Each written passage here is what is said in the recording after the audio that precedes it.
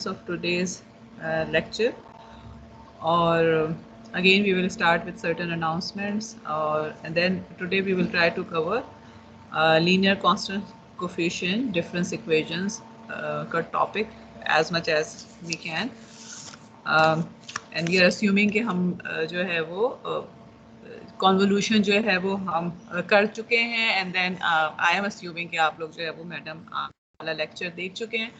अगर आप लोगों को कोई भी इश्यूज हैं रिलेटेड टू जो लेक्चर आप लोगों ने देखा है, खाली इंटरेक्टिव सेशन नहीं हुआ, तो काइंडली लेट मी नो. हम उसके लिए जो है वो अलग से सेशन भी रख सकते हैं, और या ये कि I can just explain not now, लेकिन maybe by the end of the class, जब क्लास ख़त्म हो जाती है तो हम डिस्कस कर सकते हैं. और उसमें जो लेक्चर्स में जहाँ तक मैंने देखा नहीं है खुद, लेकिन जहाँ तक मुझे मैम आमना ने बताया है, तो आई नो कि उन्होंने कुछ एग्जाम्पल डिस्कस किए हैं which I don't think it should be difficult. और उसके अलावा कॉजैलिटी और स्टेबिलिटी और दूसरी प्रॉपर्टीज़ जो हैं वो LTI सिस्टम की डिस्कस की हैं उसके अंदर. सो अगर उसमें से आप लोगों को कोई इशू है, बिकॉज कॉजैलिटी और स्टेबिलिटी जो है, दीज आर द प्रॉपर्टीज़ जो कि इम्पॉर्टेंट है, जो कि हम बाद में यूज़ करते रहेंगे. तो if you have any questions regarding that, then we can discuss it. इसके अलावा मैंने कुछ सैम्पल क्वेश्चंस भी अपलोड किए थे, जो कि अगेन मैडम आमना ने ही बनाए हैं.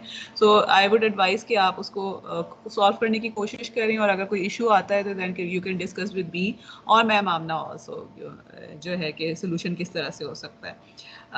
Okay, so let's start today's lecture.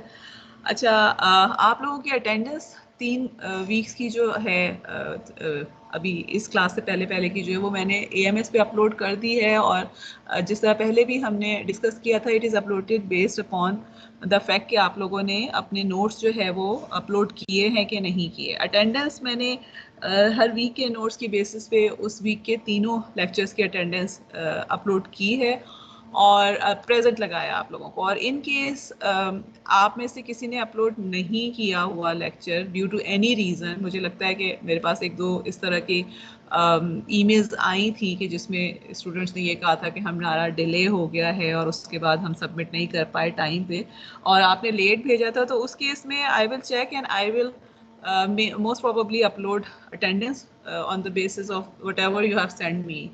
बेशक लेट भी आपने भेजा हो, लेकिन ये कि मार्क्स जो मैंने कहा था आप लोगों के नोट्स के होंगे, वो उन्हीं लोगों को मिलेंगे जिन्होंने टाइम पर AMS सॉरी टीम्स के ऊपर जो है वो अपने नोट्स अपलोड कर दिए थे. सो अटेंडेंस अगर किसी की रह भी गई है अभी, जिन्होंने मुझे ईमेल भेजी हुई थी, तो I would check the emails again, make sure कि आपने ईमेल जो है वो sadia_ist@yahoo.com पे भेजी हुई है. बाकी ईमेल्स अकाउंट की ईमेल्स जो है वो उसका ट्रैक रखना मेरे लिए मुश्किल हो जाता है. इसके अलावा क्विज 1 का सोल्यूशन जो है वो भी मैंने अपलोड कर दिया है. अच्छा, आई हैव अ क्वेश्चन कि आप लोग कब से ऑन कैंपस आना शुरू कर रहे हैं? What is the date given to your class? Ma'am March 15 को है एग्जैक्टली.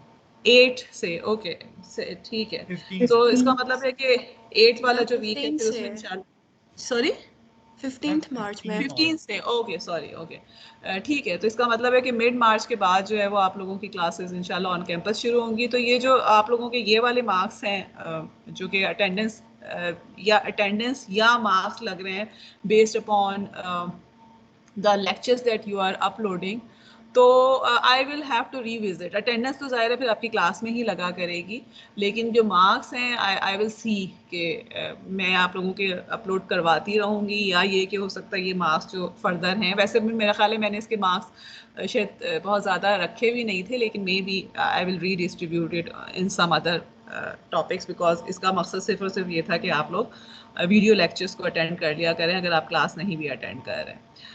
ओके, सो लेट्स, जी मैम ये क्विज सॉल्यूशन आपने कहाँ अपलोड किया है? मैंने टीम्स पर ही किया है. जहाँ पे क्विज है ना, उसी पे मैंने जो फाइल आपकी एक क्विज की फाइल थी उसके साथ ही मैंने अपलोड किया है कोई क्विज के रिसोर्सेज में. ओके, मैम, जी एक्सक्यूज बोलें. Me ma'am. मैम जी कल 12 बजे के बाद तो वो बंद हो गया था, अपलोड कर ही नहीं सकते उसका कोई जो हाँ, तो लेक्चर्स 12 हैं बजे तो. तक का ही टाइम होता है ना, वो तो मैंने पहले ही बताया हुआ है आपको. अब तो 12 बजे तक कम टाइम तो नहीं था आपके पास? वो मैम फिर ईमेल कर दें आपको. आप ईमेल कर दें, मगर मैं मार्क्स नहीं लगाऊंगी, मैं अटेंडेंस लगा दूंगी आपकी। ठीक ओके है, मगर मैम। मार्क्स जो है वो फिर मार्क्स के लिए you have to upload on Teams. Okay okay, let's start with linear constant coefficient difference equation. Okay, सबसे पहले तो लेट मी, अच्छा ना क्वेश्चन, हम डिफरेंस इक्वेशन LTI सिस्टम के लिए यूज़ करते हैं। ठीक है, अगर आपको याद हो हमने जो लेक्चर जब स्टार्ट किया था कॉन्वोल्यूशन का, तो वी एक्चुअली सेट के हमारे पास there are two ways of solving the LTI systems. एक जो है वो कॉन्वोल्यूशन है, जो कि आप लोगों ने खासी डिटेल में पहले भी ज़ाहिर की हुई थी, अभी भी कर ली है। And the other way is to solve by having the difference equation. So the question is कि जब आपके पास कॉन्वोल्यूशन मौजूद है, so why do you think we would need difference equation to solve a system? अब उसी के लिए जो है मतलब is there any advantage that we can have, क्योंकि convolution जो है उसका फॉर्मूला तो हमें पता है कि this is actually something like this, x of k h of n minus k, or x of h of k x of n minus k. So anyone, any idea why would we, और जो difference equation है उसके बारे में भी you have some idea कि it can be something like this, a y of n minus 1 plus b, maybe a1 कर देती हूँ, b naught x of n plus b1 x of n minus 1, and so forth. So why would we need that? Ma'am convolution में जो stability और बाकी चीज़ें ना वो लाइक मुश्किलों से फाइंड होती है, ग्राफ्स को देखकर उस तरह करना होता है।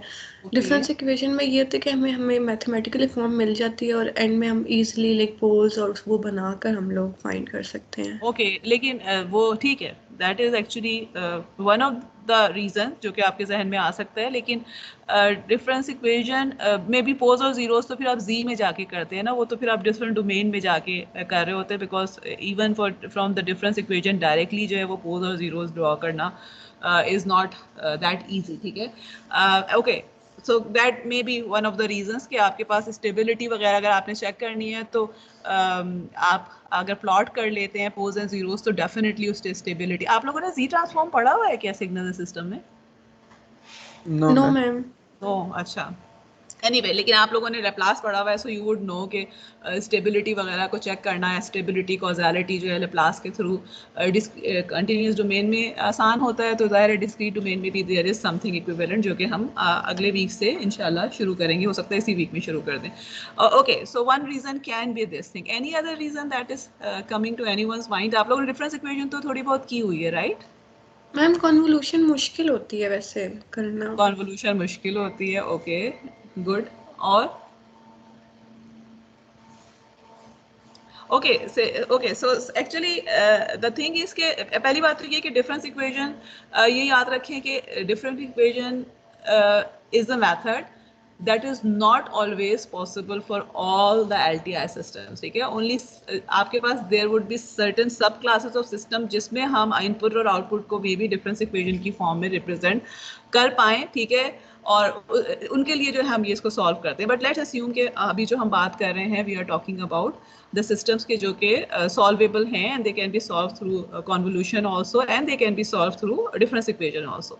जो सबसे पहली चीज़ हमें नज़र आ रही है, अगर आप कॉन्वोल्यूशन को रियलाइज करना शुरू करते हैं तो यू कैन सी, जिस तरह अभी आप में से किसी ने ये कमेंट दिया है कि कॉन्वोल्यूशन मुश्किल होती है, मोस्टली मुश्किल होने का जो one of the reasons can be कि अगर आपके पास इनफाइनाइट समेशन है ना, so if you have to let's suppose sequences which are involve, जो कि दोनों के दोनों जो है वो इनफाइनाइट सीक्वेंसेस है, A and U of N है, B and U of N है, तो उस केस में जो है अगर आप कॉन्वोल्यूशन को रियलाइज करना शुरू करें, यानी सिस्टम आप इम्प्लीमेंट कर रहे हैं, because at the end of the day in तमाम के तमाम जो मैथमेटिकल फॉर्मुलेशन हम कर रहे होते हैं किसी भी चीज़ की, तो हमारा एंड टारगेट तो ये होता है ना कि हम उसको मैथमेटिकल फॉर्म में करने के बाद कहीं ना कहीं उसको इम्प्लीमेंट करते हैं, सिम्युलेट करते हैं हार्डवेयर में, सॉफ्टवेयर में, and then we go to the final product जो भी आपका मेन आइडिया होता है। So in this case, if you are trying to solve using convolution, अगर तो summation में the limits are finite limits, it doesn't matter कि आपके पास k जो है वो 1000 तक जा रहा है या million तक जा रहा है, but let's suppose कि मेरे पास k जो है this is going from 0 till some n, which n is less than infinity, तो या मतलब फाइनाइट नंबर है. सो इन दैट केस आपके पास जो मल्टीप्लिकेशंस वगैरह हैं, यहाँ पे देखें कॉन्वोल्यूशन में क्या हो रहा होता है. वी नो के for in order to compute each sample of y of n, आपने x और h के तमाम सैंपल्स को मल्टीप्लाई करना है, एंड देन जो भी ओवरलैप कर रहे हैं, and then you have to add them. So there are number of multiplication and number of additions involve. और जब अगर हमारे पास फाइनाइट एडिशन मल्टीप्लिकेशन है तो इट मे लुक के जी हम इम्प्लीमेंट कर तो सकते ही है ना, गो के हमें बहुत ज़्यादा जो है वो मल्टीप्लिकेशन और समेशंस की ज़रूरत होगी, बहुत ज़्यादा जो है वो कंप्यूटेशनल यूनिट की ज़रूरत होगी. ऑन द अदर हैंड लेकिन अगर आपके पास इनफाइनाइट ड्यूरेशन आ जाता है कि it's going from 0 to infinity let's suppose, तो वो तो आपके पास इम्पॉसिबल है कि आपको उसको इम्प्लीमेंट कर सके या रियलाइज कर सके. मतलब आप इक्वेशन की फॉर्म में लिख सकते हैं, कंप्यूट भी करके आप कोई ना कोई आंसर हमें प्रोवाइड कर देते हैं, बट द थिंग इज कि अगर मैं आपको कहूँ कि उसको इम्प्लीमेंट करना है तो how would you have infinite number of multiplications and additions and things like this. तो in that situation actually this difference equation actually can come to our rescue, और उसमें जो है if you can represent the system in the form of difference equation, so we will see कि आपके पास जहाँ पे infinite number of samples आपको चाहिए होते हैं, infinite IIR systems जो होते हैं, infinite impulse response systems जो होते हैं, जो कि हम realize नहीं कर सकते convolution से, they are realizable through difference equation. So वो कैसे होते हैं वो हम देखेंगे. So that is actually one of the main reasons जिसकी वजह से हम difference equation से करते हैं. And then again हम अभी बात तो कर रहे हैं difference equation की, we have talked about convolution, but as you will see later on कि difference equation भी हम इतना use नहीं करते, because again there are certain number of things के जो कि हमारे पास इसमें आपको initial conditions consider करनी पड़ती हैं, and then the solution can become somewhat difficult. तो उसके बाद हमारे पास जिस तरह अभी आप में से किसी ने mention किया था कि वो पोल जीरो की फॉर्म में करते हैं, so that is actually something in which we start with the difference equation, but then we move towards another domain जिसमें हम Z domain की बात करते हैं, Fourier domain की बात करते हैं, and then things become relatively easy in terms of design problems and things like this, जो कि actually हम बहुत ज़्यादा detail में कर रहे होंगे. But for the time being, if we try to compare with the convolution, then we know कि convolution जो है उसमें आपके पास number of computations can become very high, और जिसको avoid करने के लिए हम difference equation को use कर रहे होते हैं. Okay, अब next है कि how can you actually write difference equation. Difference equation को लिखने के लिए we have actually this is something very standard. आपको तमाम की तमाम बुक्स में जो है वो इसी तरह की फॉर्म में मिलेगा. अच्छा, आपकी जो आज का लेक्चर है बेसिकली डिफरेंस इक्वेशन का जो लेक्चर है आज का, और मे बी कल तक भी हम इसमें जाएं, it is actually taken from your own book partially, और पार्शली जो है वो मैंने ओपनहाइम से भी कुछ चीज़ें ली हुई हैं, बट आई डोंट थिंक कि आपको जो है वो ओपनहाइम को जाके पढ़ने की ज़रूरत है. But I am just mentioning it कि अगर कोई चीज़ मैं यहाँ पे मेंशन करती हूँ जो कि आपको अपनी बुक में नहीं मिलती, तो मोस्ट प्रोबेबली वो एग्जांपल या वो जो है वो आइडिया मैंने ओपनहाइम से लिया होगा. But if you are listening to the lecture you don't have to go to Oppenheim. आप अपनी बुक से सिर्फ अगर एग्जांपल वगैरह कर लेते हैं तो this should be enough. Okay, so ma'am आपने बुक्स अपलोड कर दी? हाँ जी, मैंने कर दी थी. उस दिन आपने मुझे कहा था तो मैंने दोबारा अपलोड कर दी थी आपकी बुक से जी. अच्छा, तो अब इसमें this is actually the standard form जिसमें हम डिफरेंट इक्वेशन को लिखते हैं. And so what we are doing is, और देखें what we are talking about linear constant coefficients difference equations. So discrete time systems के लिए difference equations can be non-linear also. They can be non-constant or variable coefficient also. ठीक है, which means कि आपके पास जो coefficient है it would be time dependent also. लेकिन हम जो बात कर रहे हैं we will be talking about the difference equations जो कि LTI system से basically we will be talking about the difference equation जो कि LTI system की है, and we will be talking about causal LTI system. Causal LTI system क्या है कि आपके पास y of n अगर ओके कॉजल LTI सिस्टम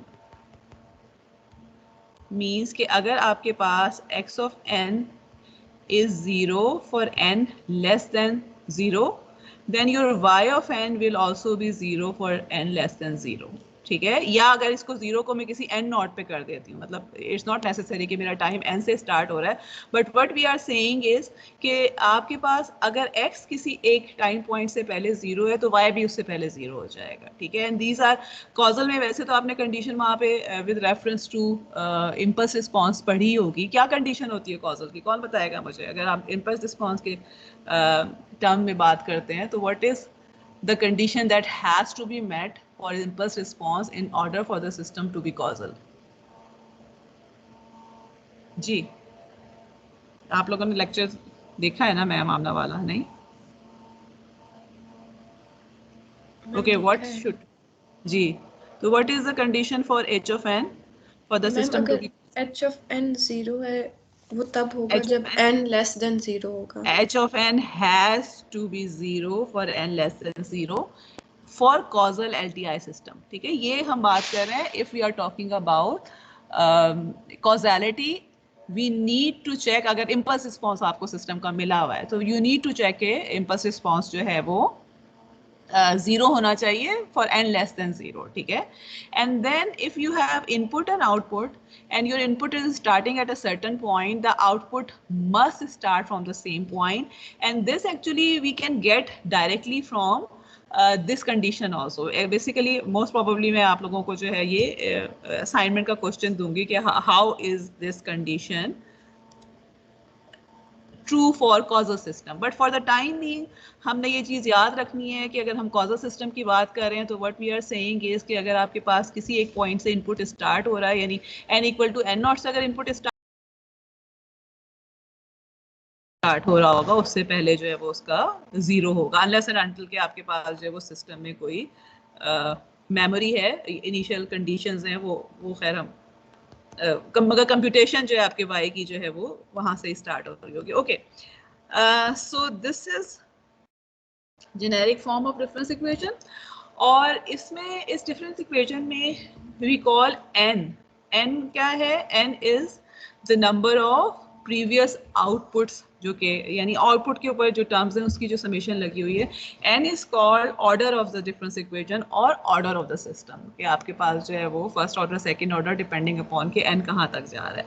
ठीक है, और इसका अगर आपको याद हो कि बेसिकली हमने वी हैव सीन एक्चुअली कि अगर आपके पास एक सिंपल सा सिस्टम मौजूद है, हमने एक्यूमुलेटर की ऑलरेडी बात की थी. वी सॉ कि आपके पास एक्यूमुलेटर है, this is actually represented in the form of, आप उसको इम्पल्स रिस्पॉन्स की टर्म में जो है या कॉन्वोल्यूशन की टर्म में जो है वो रिप्रेजेंट कर सकते हैं, लेकिन के from 1 to n minus infinity to n है, एंड देन वी सॉ कि हम इसको डिफरेंस इक्वेशन की फॉर्म में भी लिख सकते हैं. सो आई एम जस्ट राइटिंग, ये हमने लास्ट के किसी लेक्चर में जो ये एग्जांपल करके देखी थी, बिकॉज ऑफ द रीजन, यानी okay let me just right it here also कि इसको मैं क्या कर सकती हूँ, माइनस इन्फिनिटी से n minus 1 x of k plus x of n जो है वो करंट इनपुट मैंने अलग लिख लिया और बाकी जो प्रीवियस का सम है उसको अलग लिख दिया, and this is actually y of n minus 1.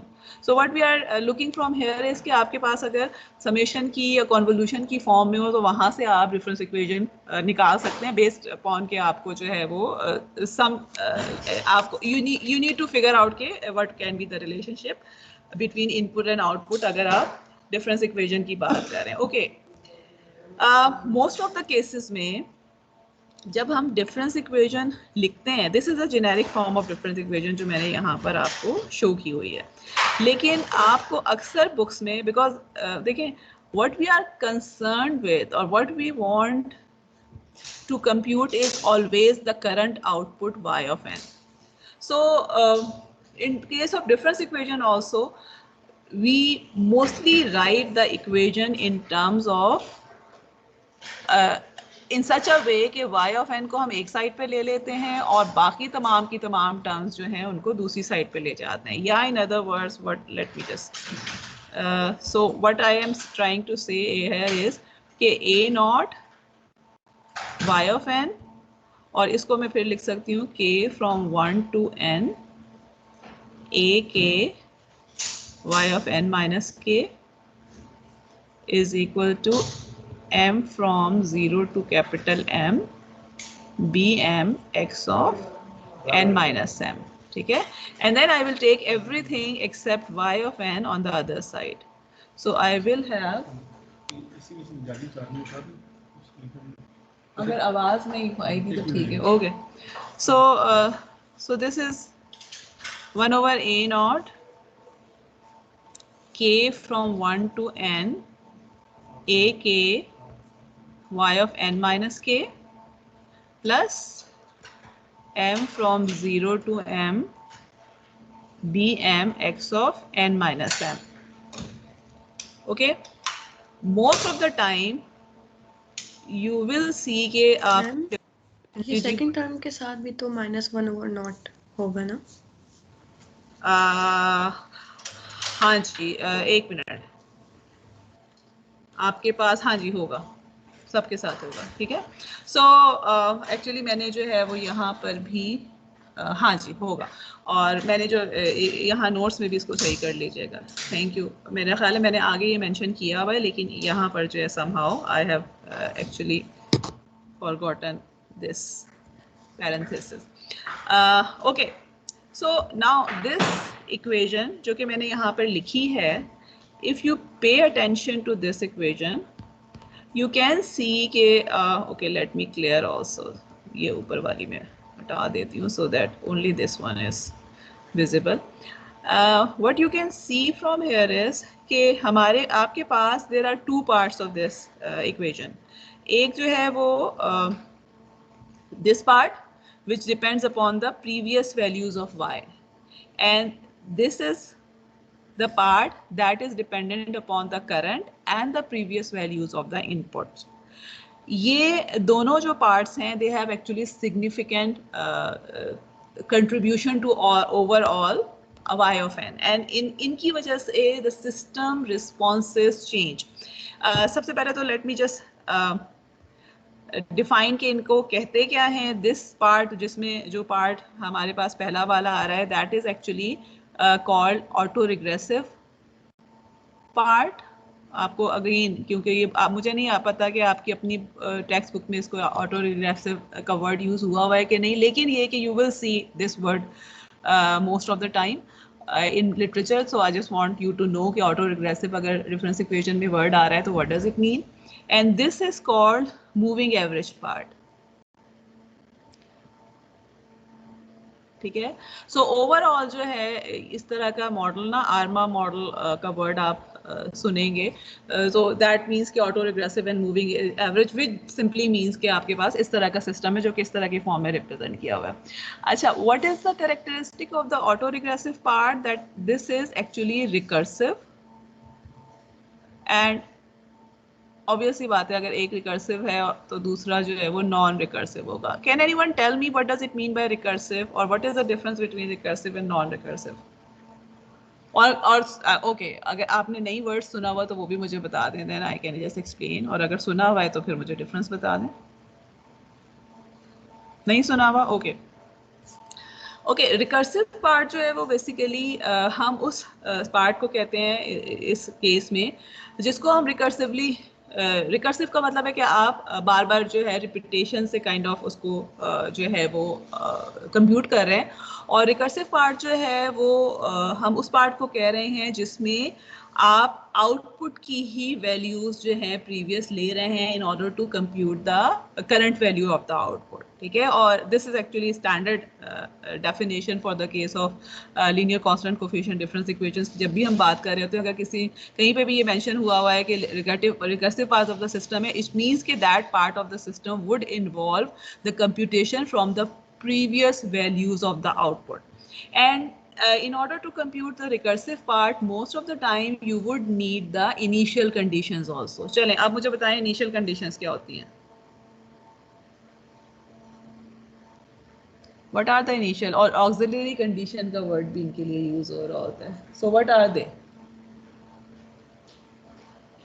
Differential equations तो की हुई है ना, डिफरेंस इक्वेशन भी मुझे लगता है आपने शायद सिग्नल सिस्टम में थोड़ी बहुत तो की होंगी, लेकिन डिफरेंशियल तो जरूर की हुई है. What were the initial conditions अगर आप डिफरेंशियल इक्वेशन को सोचते हैं तो?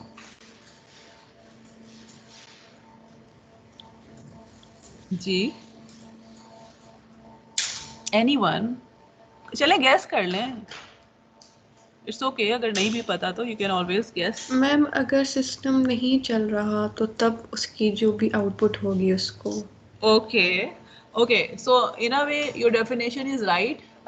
The thing is कि आपकी जो स्टेट है सिस्टम की at the point when you start to take your output, ठीक है. फॉर एग्जाम्पल आपने RLC सर्किट लिया है एंड यू नो कि कैपेसिटर चार्ज हो जाता है, इंडक्टर के अंदर आपके पास वैल्यूज जो है वो आपने स्टोर की हुई हैं, and then somehow you stop at a point where your capacitor has some charge available, and then you started again taking the output from the capacitor. तो definitely अगर वो initial condition कोई नॉन जीरो थी, which means कि उसके अंदर already memory मौजूद थी, उसके अंदर जो है वो आउटपुट ऑलरेडी नॉन जीरो आ रही थी, तो इट मीन्स कि आपके पास जो, यानी फॉर एग्जांपल अगर फर्ज करें कि मैं ये कहती हूँ कि जिस टाइम पे मैंने कंप्यूटेशन स्टार्ट किया है, कैपेसिटर से देखना शुरू किया है, I defined it to be time n equal to zero, कि y ऑफ जीरो से मैं ले रही हूँ इनपुट जो है, लेकिन बिकॉज ऑफ द रीजन कि capacitor was not fully charged n equal to -1 जो है, या आपके पास y ऑफ -1 जो है, this may not be equal to zero. इसका मतलब है कि आपके पास सिस्टम की अपनी मेमोरी ऑलरेडी मौजूद है, जो कि तो इसका सो व्हाट डज इट मीन कि अब आपके पास जो y0 y1 y2 यानी जो भी वैल्यूज आप कंप्यूट कर रहे हैं, उसमें आपको इस वैल्यू को भी देखना पड़ेगा कि ऑलरेडी पहले से कितनी चीज उसके अंदर मौजूद थी जिसमें आपका एडअप होता चला जाएगा. ऑन द अदर हैंड अगर आपके पास जीरो इनिशियल कंडीशंस आप ले रहे हैं, तो इसका क्या मतलब है कि यू आर जस्ट अस्यूमिंग कि y of n equal to zero for n less than zero. Most of the time you will see कि हम जब डिफरेंस इक्वेशन की यहाँ पे बात करते हैं, कॉजल के केस में बात कर रहे होते हैं, तो we assume this thing which means के initial zero state of the system है, या आपके पास जो है इनिशियल कंडीशन जीरो है, एंड वी आर अस्यूमिंग के जहाँ से सिस्टम आपका स्टार्ट हो रहा है, that is actually the starting point in every way. There is no memory that is available inside the system, ठीक है. सो जब आप रिकर्सिव पार्ट को या ऑटो रिग्रेसिव पार्ट को या previous output of the previous output की वैल्यूज वाले पार्ट को को यूज करते हैं in order to compute your current output, then in that case these things matter. और ये वाली एग्जाम्पल शायद हम कर तो नहीं पाएंगे, लेकिन आपकी बुक में जो मैं एग्जाम्पल आपको करवाऊंगी उसके एंड में जो है वो ये चीज़ एक्सप्लेन हुई है कि अगर आप नॉन जीरो y ऑफ -1 ले लेते तो क्या हो जाता है और जीरो ले लेते तो क्या हो जाता है. That is you will just see के जिस तरह एक्सपेक्टेशन है कि दिस इज, अगर आप नॉन जीरो लेते हैं तो इसका मतलब है कि जो भी आपके पास करंट वैल्यू आ रही है after start of the experiment, जो भी आपने फंक्शन परफॉर्म कर रहे हैं, तो उसमें कोई ना कोई वैल्यू एड अप होती जाएगी और सब्ट्रैक्ट होती जाएगी, और व्हाटएवर डिपेंडिंग अपॉन की मेमोरी आपने किस तरह से सेट की हुई है. अदरवाइज जो है जो आउटपुट आ रही है that will be the whole output. Okay, and then non recursive part जो है, अगेन रिकर्सिव अगर हमें समझ में आ गया है तो वी नो कि non recursive part would be the part जिसमें कोई भी प्रीवियस आउटपुट जो है वो इन्वॉल्व नहीं है, और इस केस में the whole system is dependent upon the current and the previous values on the input only. और इस केस में you don't know the initial condition, you don't need the initial conditions because the reason कि जो input आ रहा है बस आप उसी को process करके वहाँ से output ले रहे हैं. So you can have some systems जिसमें सिर्फ और सिर्फ recursive part है, you can have some system जिसमें सिर्फ और सिर्फ non-recursive part है, and you can have systems जिसमें दोनों part जो हैं वो मिला के आ रहे हैं. So let's talk about some examples जिसमें हमारे पास, let me actually go to the slide first. जी ये चीज़ें हमने डिस्कस कर ली हैं. आप जिस तरह से ये आई जस्ट मेंशन कि आपके पास स्पेशल केसेस हो सकते हैं, कि एक तो ये पहला केस है कि no previous outputs are involve, which means कि हमारे पास जो भी इक्वेशन है उसका y of n is equal to bm, और इस केस में मैंने a नॉट को 1 ले लिया, तो इसलिए वो 1 ओवर a नॉट वाला जो डिवीजन वाला फैक्टर था वो यहाँ से कैंसिल आउट हो गया. और so your y of n is completely dependent upon the current and the previous values of the input. And then the other option is के अच्छा इसमें केस में देखिए कि प्रीवियस इनपुट्स नहीं है लेकिन करंट इनपुट जो है उस पर तो सिस्टम डिपेंड करेगा ही करेगा ना, क्योंकि if it is dependent upon the previous outputs only then in that case we know कि आपके पास इनपुट से तो कुछ मतलब जो एक्साइटेशन है या इनपुट जो सिस्टम को दी जा रही है उसका अगर इफेक्ट ही नहीं है, सो इट मीन्स कि this is not system in the standard आपके पास जो डेफिनेशन है, बिकॉज सिस्टम मीन्स के कोई इनपुट देंगे तो वो उसका आउटपुट दे रहा होगा. So if we are talking about the system जिसमें हम auto regressive, we are saying कि ओनली ऑटो रिग्रेसिव सिस्टम है, in that case also at least current input will always be there. And then there can be systems जिसमें most of the system जो आप देखेंगे उसमें ये दोनों पार्ट्स साइमल्टेनियसली अवेलेबल होते हैं, विच मीन्स के करंट एंड प्रीवियस इनपुट्स भी होंगी and then your current output will be dependent upon the previous output also. वो हम examples आगे Z transform वगैरह जब करेंगे फिर तो हम बहुत ज़्यादा देखेंगे, अभी भी हम we will just talk about a number of examples. Okay, so let's see. We will do only 2 examples to see how can we compute impulse response from difference equation. ठीक है. सो फॉर एग्जांपल अगेन हम आगे जाके भी देखेंगे, आपने पहले भी देखा होगा, DTFT पढ़ रहे होते हैं आपने, डिस्क्रीट टाइम फोरियर ट्रांसफॉर्म पढ़ा है, या आपने कंटिन्यूस टाइम डोमेन में बात की है, या आपने लेप्लास पढ़ा है. Impulse response is one of the most important things जो कि हमें चाहिए होती हैं because of number of reasons के. आप जब डिज़ाइन प्रॉब्लम्स होते हैं तो इम्पल्स रिस्पॉन्स मैटर कर रहा होता है, कॉन्वोल्यूशन में तो हमने देख ही लिया है कि मैटर कर रहा है. And then if you are talking about LTI system, so we would assume कि अगर आप डिफरेंस इक्वेशन भी ले रहे हैं तो you should be able to compute the impulse response of the system also, क्या जिससे जो है आप h(n) किसी तरह से निकाल सकें. तो हम 2 डिफरेंट एग्जांपल्स करके देखते हैं, 2 डिफरेंट सिचुएशन की कि इम्पल्स रिस्पॉन्स को हम किस तरह से कंप्यूट कर सकते हैं. पहली बात तो ये, and then based upon the impulse response what can we conclude और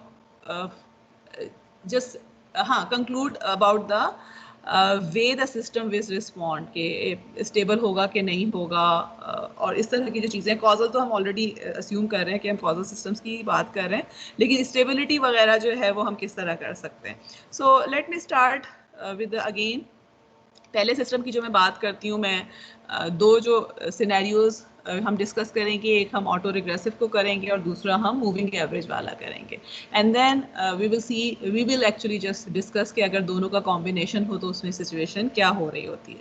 सो let's start with the easier one, जिसमें okay let me write generic difference equation also, ताकि आपको टर्मिनोलॉजीज आपको ये याद रहे कि मैं n जो कह रही हूँ तो व्हाट डज इट मीन, और अगर मैं m कह रही हूँ तो क्या है, किस समेशन को कर रहा है. ठीक है, n जो है this is for summation on y side यानी ऑटो रिग्रेसिव पार्ट के लिए, और m जो है वो हमने डिफाइन किया हुआ है फॉर मूविंग एवरेज पार्ट के लिए. ठीक है, एंड रिमेंबर दिस थिंग, ये दोनों मैं k भी रख सकती थी, there is nothing, I mean they are just dummy variable. तो k एक साइड पे मैं k को 0 से m तक लेके जा सकती थी, दूसरी साइड पे n तक, इट डजंट मैटर, लेकिन बस मैंने जो है वो डिफरेंट रख लिए.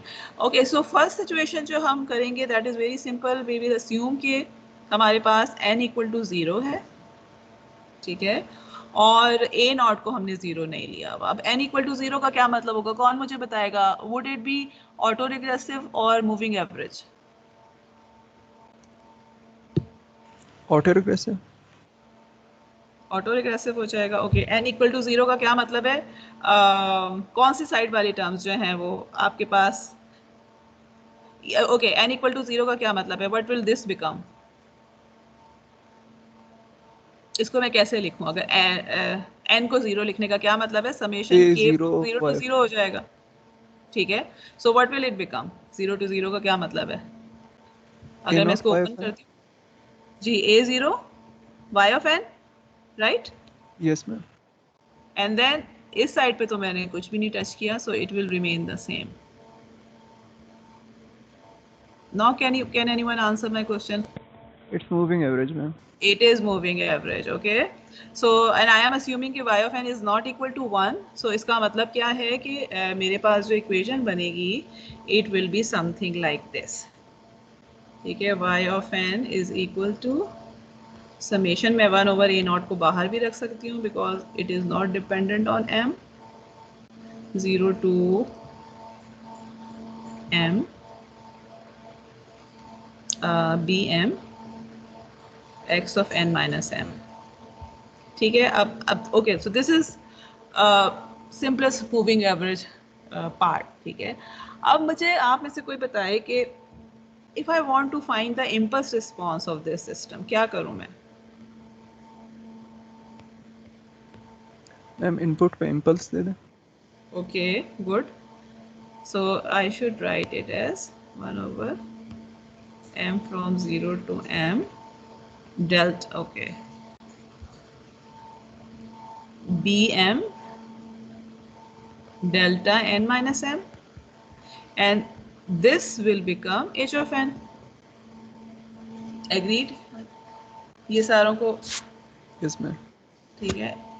देखिए, किसी को किसी स्टेप पे अगर नहीं आता तो प्लीज़ पूछ लिया करें बिकॉज ऑनलाइन में मुझे एक्सप्रेशंस से बिल्कुल भी नहीं पता चल रहा होता और we don't have that much time कि मैं एक एक जो है ना स्टूडेंट से पूछूं चीज़ें. अच्छा, another way of writing the same thing can be कि मैं again I can write it as 1 over a naught, नहीं, not 1 over a naught, it should be bm over a naught when m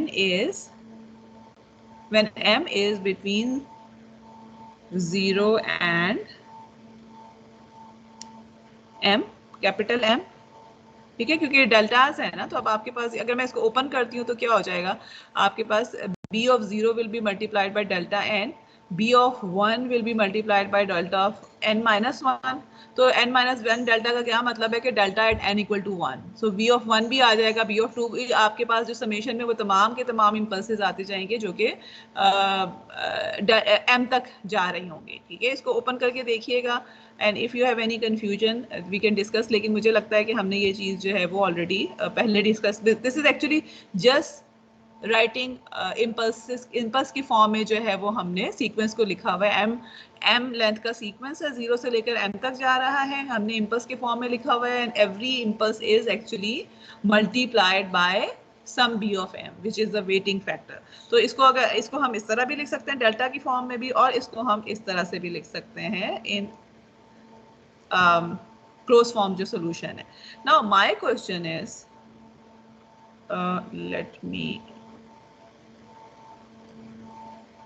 ये मेरे पास impulse response तो आ गया. ठीक है, अब मेरा I have two questions.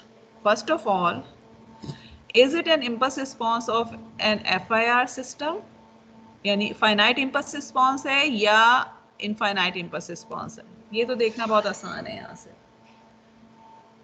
Ji ma'am finite है बिकॉज वी कैन सी कि आपके पास जो है वो नंबर ऑफ सैंपल्स जो हैं इसके फाइनाइट है ना. इम्पल्स फाइनाइट इम्पल्स रिस्पॉन्स का क्या मतलब है कि आपके पास नंबर ऑफ सैंपल्स जो भी इम्पल्स रिस्पॉन्स में आ रहे हैं वो फाइनाइट है. सो वी आर सेइंग कि m तक जा रहे हैं and we are not saying कि इन्फिनिटी तक जा रहा है, वरना मैंने 0 से इन्फिनिटी लगाया हुआ होता. तो m का मतलब है कि it is going to finite. Second question is, would it be a stable system और नॉट? No matter what m is, would it be a stable system? And stable में we always talk about bounded input, bounded output stability. Ma'am ये stable ही है क्योंकि उसने बोला ना less than या इक्वल्स टू m है, इन्फिनिटी को तो फिर अप्रोच नहीं कर रहा ये. ठीक है ना, बिकॉज ऑफ द रीजन कि हमारे पास जो है b of m जो है वो फाइनाइट, अगर हमारे पास जो इनपुट के सैंपल्स जो हैं उनकी अगर हमने एम्पलीट्यूड जो है वो फाइनाइट रखी है, तो इसका मतलब है कि आपके पास आउटपुट भी फाइनाइट ही आ रहा होगा ना, बिकॉज ऑफ द रीजन कि जो जितने भी इनपुट के सैंपल्स हैं उन्हीं को हमने सम अप करके हमारे पास h of n आ रहा है. So what we actually conclude from here is कि if you have a system which is purely moving average system, ठीक है, विच मीन्स के हमारे पास कोई भी आउटपुट प्रीवियस आउटपुट नहीं आ रहा आपके करंट आउटपुट को कंप्यूट करने के लिए, then that system will always be FIR and stable no matter what your M is. ठीक है, ये चीज़ हम फ्यूचर में बार बार इसको रिविजिट करते रहेंगे. So what you need to remember is कि जब आपके पास फीडबैक नहीं है इन्वॉल्व तो system is always FIR system. Now and then stable also. FIR systems are always stable. No matter आपके पास जितने मर्जी उसके अंदर आपने टैब्स डाले हुए हैं, they are always stable because of the reason कि आप जब उसमें अगर finite bounded input दे रहे हैं तो they will always give you some bounded output. Okay, let's discuss the next situation कि जिसमें अभी हमने moving average की बात की है. So next में let me assume, okay, सबसे पहले तो let me again write the equation.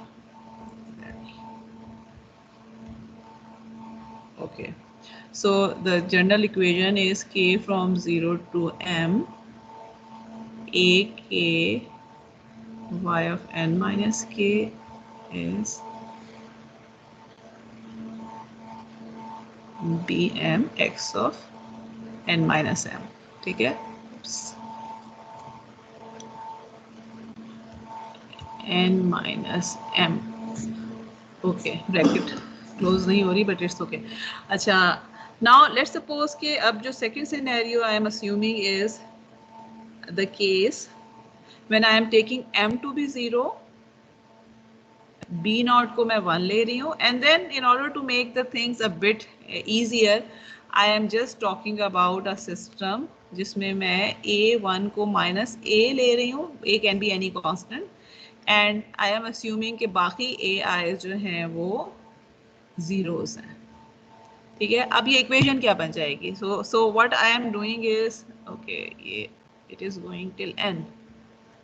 ठीक है, so I am not actually putting any restriction on n, लेकिन क्योंकि मैंने ai's को 0 कर दिया है एक्सेप्ट i इक्वल टू 1 और 0 को जो है वो मैंने 0 नहीं किया, तो इसका मतलब क्या है कि मेरे पास जो ये वाली समेशन हो जाएगी लेफ्ट हैंड साइड की, it will be equal to a naught yn plus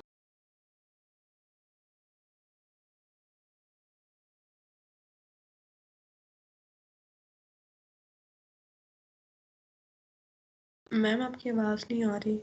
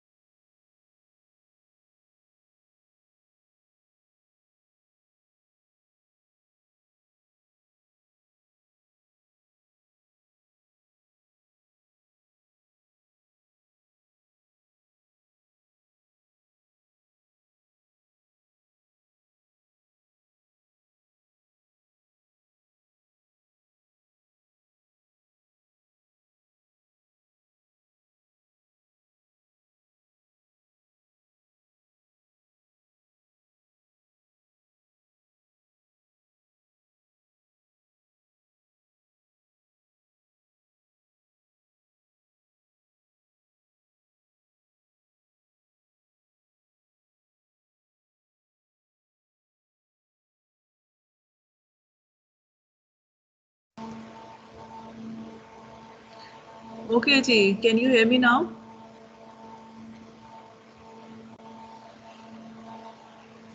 Yes, ma'am. Okay, sorry, बीच में disconnect हो गया था मेरा. Okay, so let's just try to finish this example क्योंकि अब इतना ज़्यादा टाइम नहीं है. So anyway, so what we were talking about, मुझे अब याद नहीं, मुझे नहीं पता कि आप लोगों ने कितना जो है वो कैच अप किया था जब वो मैं ऑफलाइन गई हूँ. So let me just start again.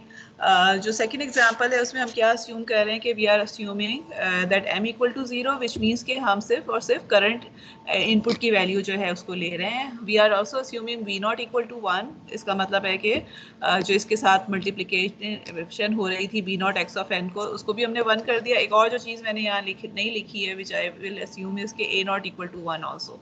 सो और दूसरी चीज़ ये कि a1 को माइनस a ले लिया है मैंने, and on all the AIs I have assumed to be 0. मैंने n के ऊपर कोई कंडीशन नहीं लगाई है, but because of the reason के AI equal to 0 कर दिया है, इसका मतलब है कि only y of n minus 1 would be involved in the solution.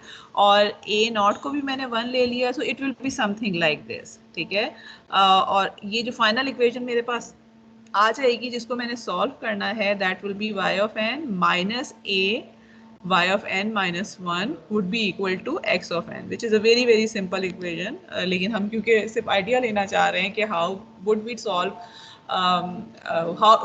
what should we expect from the equations जो कि जो from the system which are non-recursive हैं, sorry recursive हैं या auto-regressive part के ऊपर सिर्फ depend कर रहे हैं कि previous values of the output के ऊपर and current value of the input के ऊपर depend कर रहे हैं.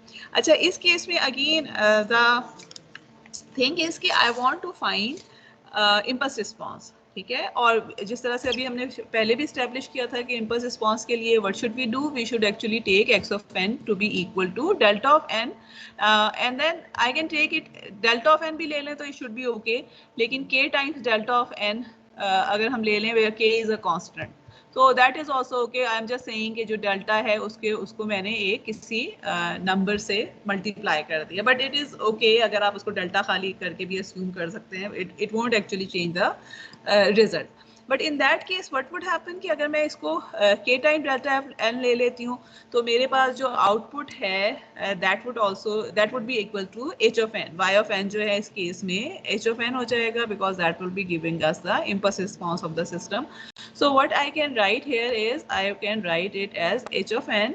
और अगेन जिस तरह से हमने पहले भी बात की थी कि we try to write the equation in such a way कि y of n एक साइड पर हो और बाकी की तमाम टर्म्स जो है वो दूसरी साइड पर हो. So I can write this as y of n is equal to a y of n minus 1 plus x of n. और इसमें अगर मैं x of n को delta n, okay let me just take it delta n. मेरा ख्याल है मैंने notes में k डेल्टा n लिखा हुआ है बट इट शुडंट मैटर. अगर मैं इसको डेल्टा ऑफ n ले रही हूँ तो इसका मतलब है कि I have something like this delta n. ठीक है.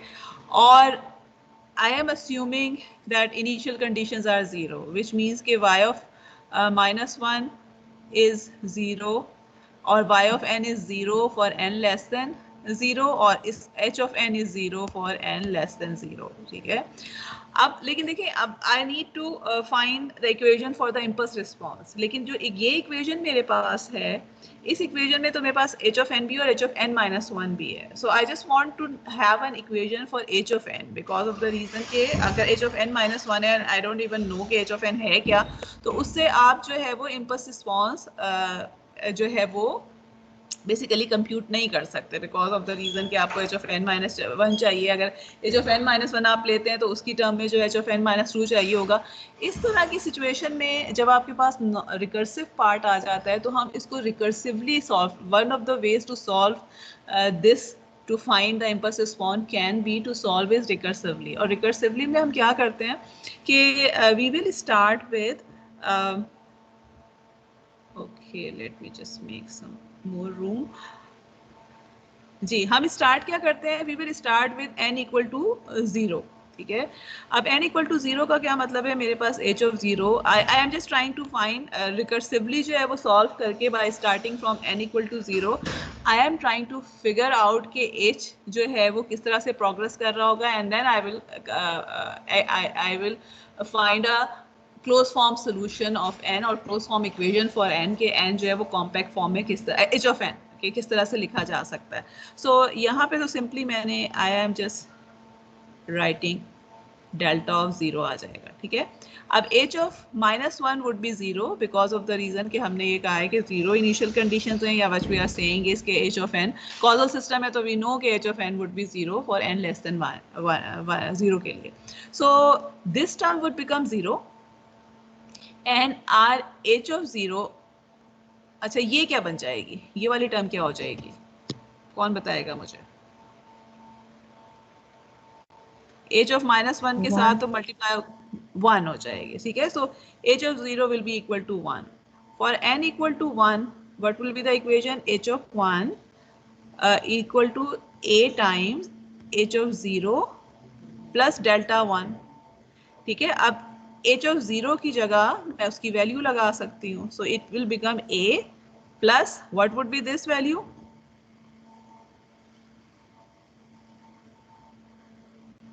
जी, what will be delta of 1? 0 ma'am. 0. Okay, ma'am so आपने h ऑफ -1 को कैसे 0 कर दी? h ऑफ 1 -1 को मैंने 0 इसलिए कहा किया है कि we are talking about causal systems. ठीक है, और कॉजल सिस्टम में वी ऑलरेडी नो कि h of n is 0 for n less than 0. Okay, हमने जो स्टार्ट ही किया है शुरू में जो एक चीज़ थी तो थोड़ी सी मैंने मेंशन की थी कि आप अगर अपनी बुक को भी उठाएंगे तो they have been talking about so many things. Non LTI system की भी उन्होंने बात की है, नॉन कॉजल की भी बात की है, but because we will be dealing with mostly causal systems in our course, और LTI सिस्टम की बात करेंगे तो हमने we have already assume this thing कि हमारा जो सिस्टम है वो कॉजल है एंड LTI है, और कॉजल के लिए जो है वो this is the condition that is always true कि अगर आपके पास कॉजल सिस्टम है तो h of n is 0 for n less than 0. So h of -1, -2, -3 have to be 0 if your system is causal. अच्छा, ये आ गया, और डेल्टा ऑफ 1 जो है that would be equal to 0. So what does it mean कि अगर इसका क्या मतलब है कि मेरे पास h of 1, I will just stop in 1 or 2 minutes. सो h ऑफ 1 जो है वो मेरे पास आ जाएगा equal to a. Everyone understand why is delta 1 equal to 0? Yes ma'am. Okay, okay. So delta of 1 equal to 0 आ जाएगा. And then what will be the value of h of 2? अब आप मुझे बताएंगे क्या हो जाएगी h of 2 की value. Okay, a times h of 1 plus delta of 2 होगा. डेल्टा ऑफ 2 तो मुझे लिखने की जरूरत ही नहीं है, मुझे पता है कि डेल्टा 2, डेल्टा 3, डेल्टा 4 सारे के सारे जीरोज ही हैं. So only the term that would B contributing would be the first term जो है. सो it will become a square, right, because h of 1 जो था वो a था, तो ये a स्क्वायर हो जाएगा. And so fourth.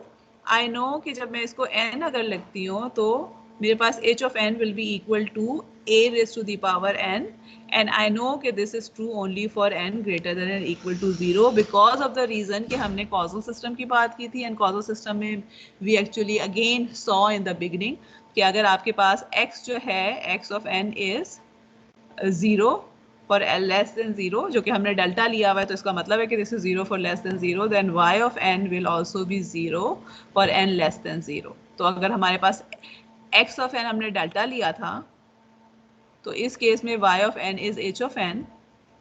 ठीक है, तो this is actually, this will hold only for n greater than 0, and it another way as a n u of n, because u of n is making sure कि n greater than 0 के लिए ये चीज hold कर रही है. Now I have just 2 questions जिसके बाद हम रोक देते हैं. जो सिंपल क्वेश्चन मैंने पीछे भी बताए थे. Would it be an IIR system or FIR system?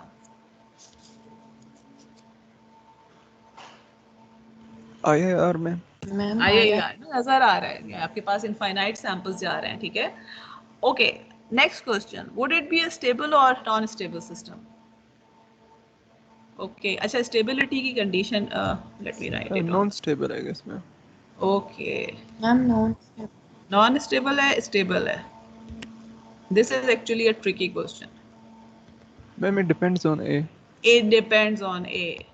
Okay, very good. So when will it be stable? अच्छा, स्टेबिलिटी के लिए क्या कंडीशन होती है आपके पास h of n पे? समेशन मैम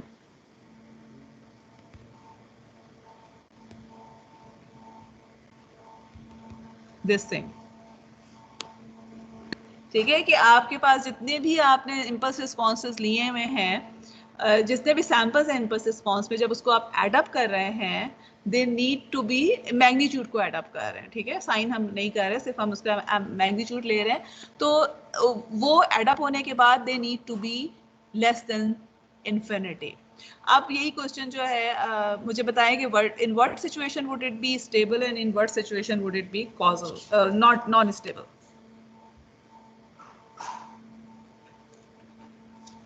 मैम जब A greater than 0 होगा तो नॉन स्टेबल होगा, जब less than 0 होगा तो stable. Okay, less than 1, sorry, less than 1. हाँ जी, when A is, okay, actually when A is between -1 and 1 or magnitude of A is less than 1, in that case it would be a stable system, because in that case what would happen कि आपके पास decreasing जो है वो sequence बन रहा होगा, u of n से multiply हो रहा है, इसका मतलब है स्टार्ट तो इसने 0 पर ही होना है, ठीक है, सो it will actually B something like this और समथिंग लाइक दिस, कि आपके पास जो है वो लेकिन डिक्रीजिंग होगा। On the other hand, if you have A greater than 1, then in that case sequence जो है start again 0 से हो रहा होगा, but it will be something that would keep on increasing, okay, और toggle करके increase करेगा, मगर increase करेगा। So in that case, in both of this situation, so this situation it will be non-stable, and for this situation it is stable. So what we conclude from here is, जिस पे हम रोक देते हैं, कि अगर आपके पास रिकर्सिव सिस्टम था, टोटली जो है वो रिकर्सिव सिस्टम है, या even combination of recursive and non recursive है, विच मीन्स के करंट के साथ आपके पास कुछ प्रीवियस इनपुट्स भी शामिल हो जाएं, लेकिन there is some output, previous output जो है that is involve in the computation of current output, in that case your system is IIR and it can be stable or it can be non-stable depending upon के system किस तरह से define हुआ है। लेकिन जो चीज़ हम पहले इस्टेब्लिश कर चुके हैं कि नॉन रिकर्सिव के केस में it will always B stable and FIR, वो चीज़ जो है वो चेंज नहीं होती। रिकर्सिव के केस में इट इज ऑलवेज IIR, लेकिन स्टेबिलिटी और नॉन स्टेबिलिटी जो है it will be dependent upon के सिस्टम को आपने कैसे डिफाइन किया हुआ है। Okay, we will stop here. Let me stop recording.